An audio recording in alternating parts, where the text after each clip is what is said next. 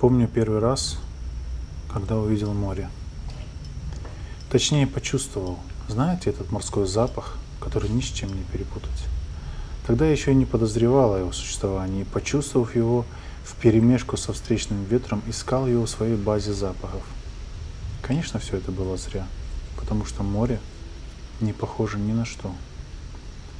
Темное под хмурым небом и немного волнительное. Я ехал с отцом на мотоцикле с люлькой. Знаете такой мотоцикл? Обычно красный, как на кабриолете. Ветер в лицо и вся жизнь впереди. Что я тогда знал о море? Конечно, как-то представлял, но не более.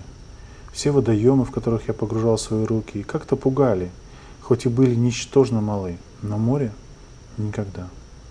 Его объем и сутулый горизонт подружески приглашали меня в свои объятия, и я, тогда еще не умея плавать, никогда не боялся. Всегда заходил по самое горло, так, что дышал морскими брызгами, и ничего, кроме восторга, эта ситуация у меня не вызывала. Море. Я полюбил тебя задолго до нашей встречи. Мне кажется, еще в утробе матери, кувыркаясь в невесомости. Я точно уже тогда был его частью. Мне кажется, там было так же солено и волнительно. Солено и волнительно. В тот день август был на удивление прохладным, и пляж по-зимнему одиноко дремал. Влажный, бурый от воды песок слегка проваливался под моими ступнями.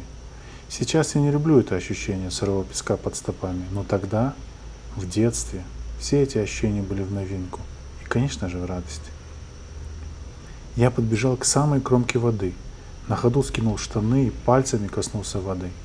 Прохлада полилась вдоль ног до самого пояса, и я живее ощутил соленый морской воздух, который, как мне тогда показалось, отговаривал меня от купания. Глупец.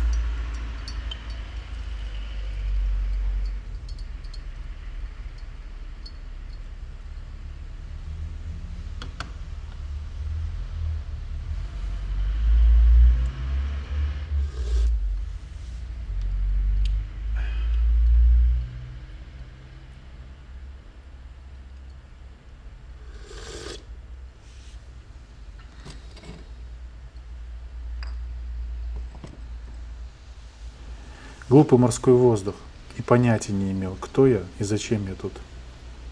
Зачем я здесь? Скинув футболку, я упал в море и на какое-то время потерял возможность дышать. Эти новые ощущения захватили меня полностью. Я открыл глаза в темнеющей морской воде августского вечера. Стоя по пояс в воде, я смотрел на отца, который осторожно сидел на корточках, щурясь по привычке от солнца. Но солнца не было, поэтому это казалось мне еще забавнее. Я слышал, как он остерегал меня от холодной воды, говорил про посиневшие губы и что-то там еще, по-отцовски переживая. Ему было тогда под 40, как мне сейчас. И он даже близко не мог понять, что я ощущаю и как я счастлив в эту секунду. На багажнике люльки папа соорудил импровизированный походный фуршет с отваренными яйцами и еще чем-то.